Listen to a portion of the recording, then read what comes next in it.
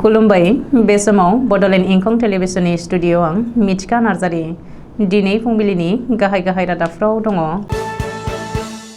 सानजा सानजारि नोगोर दखरा खौसेथि बर' सुबुं आफादनि खुंफुंनो गोनां 3थि 2 बोसोरारि जथुम्मानि गाहाय खुन्थियाखौ गायसनबाय।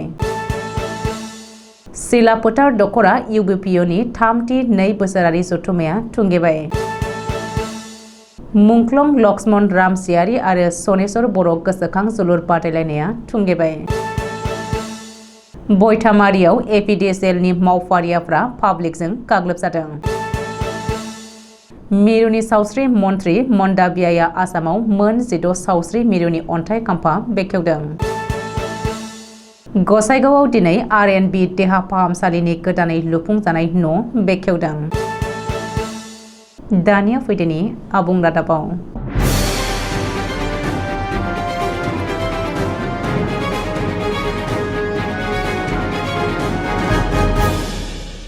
धेमाजि जिल्लानि सानजारि नोगोर सिमेन्टसापुरियाव थानाय महनपुर गामिनि गेलेग्रा फोथाराव नभेम्बर दाननि 4 आरो 5 खालाराव साननैनि हाबाफारिजों खुंफुंजानो गोनां 3थि 2 बोसोरारि जथुम्माखौ खुंफुंनो थाखाय रबिबारखालि सायनासालिनि गाहाय खुन्थियाखौ दुलाराय बर' गुदि फोरोंगिरि आफादनि बारग' आफादगिरि सबिन स्वर्गियारिया गायसननानै होयो।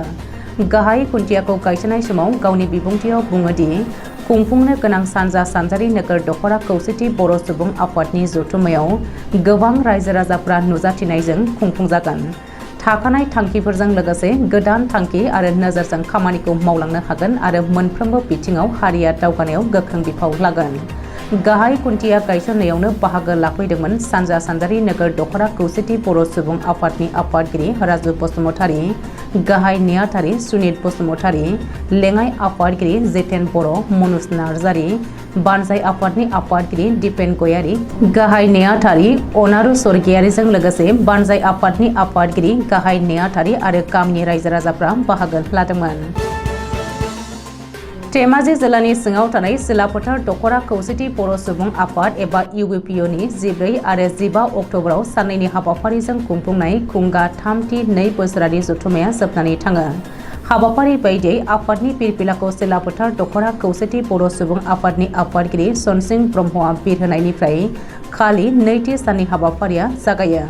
रबिबारखालि जोबथा हाबाफारि बायदियै सिलाफोथार दखरा खौसेथि बर' सुबुं आफादनि आफादगिरि सनसिं ब्रह्मनि मासि सामलायनायाव खुंफुंनाय गेवलां मेलखौ बेखेवनानै होयो खौसेथि बर' सुबुं आफादनि बारग' लेङाइ बुंथिगिरि सोमश्री बर'आ। बे गेवलां मेलावनो गाहाय आलासि महरै नुजाथियो धेमाजि जिल्ला खौसेथि बर' सुबुं आफादनि आफादगिरि राथिराम बसुमतारी बिथाङा। थांखिजानाय बुंथिगिरि महरै धेमाजि जिल्ला एबसुनि लेङाइ नेहाथारि बिनद नार्जारि आरो आलासि महरै धेमाजि जिल्ला बर' थुनलाइ आफादनि बोसोनगिरि सुसिल बसुमतारी, सोरां बर' गेजेर फरायसालिनि गाहाय फोरोंगिरि दैस्लुं रामसियारिजों लोगोसे गोबां दैदेनगिरि आरो रायजो राजाफ्रा बाहागो लादोंमोन।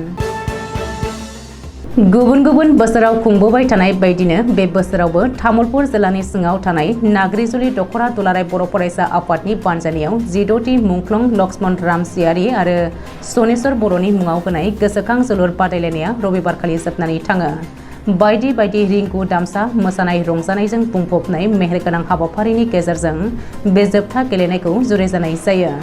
मख'नो गोनांदि बे गेलेनाय बादायलायनायाव देरहासारनाय अदालगुरिनि नावबान्दा सानराइज हानजानो नोगोद 30,000 रांजों लोगोसे ट्रफी आरो जेननाय हानजा खाग्राबारि सिफुं जोलुर हानजानो नोगोद 20,000 रांजों लोगोसे गंसे ट्रफीखौ होनाय जायो आरो बेनि अनगायैबो साबसिन गेलेगिरि महरै सायख'जानाय गेलेगिरिनो गंसे रेन्जार साइकेल, साबसिन गलकिपारनो नोगोद 4,000 रां आरो साबसिन गल सोग्रानो नोगोद 4,000 रां बान्था होनाय जायो। बङाइगाव जिल्ला बयथामारि ओनसोलनि केटबारि मावखुवा गामियाव गामिनि रायजोफोरा एपिडिएसएलनि मावफारियाखौ गाग्लोबदों। रायजोफोरजों बुजानाय एपिडिएसएलनि मावफारियाफ्रा फारियै अनिस शेख आरो आसिफ आली होनानै सिनायथिनो हादों। सुलुङाव फोरमायथिनाय बायदिब्ला बिसोर सानैबो बुजानाय एपिडिएसएलनि मावफारियाफ्रा मिटार रिडारमोन। गुबुन समनि बायदिनो बै गामियाव मिटार रिडिंनि थाखाय रबिबारखालि थांदोंमोन। बेवहायनो गामिनि माखासे सुबुङा बांद्राय बिल बानायो होननानै बिसोरनि सायाव गाग्लोबो। बे समाव बयथामारि मोब्लिब मावख'गिरिया बयथामारि थानायाव गामियारिफोरनि हेंथायै एफआइआर होबाय होननानै मिथिहोदों। मिरु सरकारनि सावस्रि मन्त्रि मनसुख मंडाभियाया आसामनि गुबुन गुबुन जायगायाव गासै मोन 16 सावस्रि मिरुनि अन्थाइ खाम्फा बेखेवदों। लकसभा बिसायख'थिनि सिगां मिरु सरकारनि सावस्रि बिफाना हादराव गोबां जौगालु आसुनि लानानै गोदान दाथायारि लुफुंनो एबा बानायनायनि थांखि लादों। गसाइगाव नोगोरनि साखाथि हाब्रुबिलाव थानाय देहा फाहामसालि लुफुंजानाय न'खौ एमएलए जिरन बसुमतारी बिथाङा बेखेवो। मख'नो गोनांदि सानसेयावनो रायजोनि गुबुन गुबुन जायगायाव थानाय देहा फाहामसालिफोरखौ खेबसेयैनो भार्चुएल जथुमनि गेजेरजों गासै 8टा अन्थाइ खाम्फा गायसननाय आरो मोन 12 गोदान लुजानाय देहा फाहामसालिफोरखौ बेखेवनाय हाबाफारि लादों गिबि मन्त्रि डक्टर हिमन्त बिश्व शर्माया। बेबायदिनो गसाइगाव आरएनबि देहा फाहामसालियाव बे गोदान राहा आरो गोबां जौगाथायनि गेजेरजों लुजानाय देहा फाहामसालि न'खौ बेखेवो 1 नं गसाइगाव विधानसभा बियाबनि एमएलए जिरन बसुमतारी बिथाङा। दिनै फुंबिलिनि रादाबा एसेनोसै। गोजोन्थों।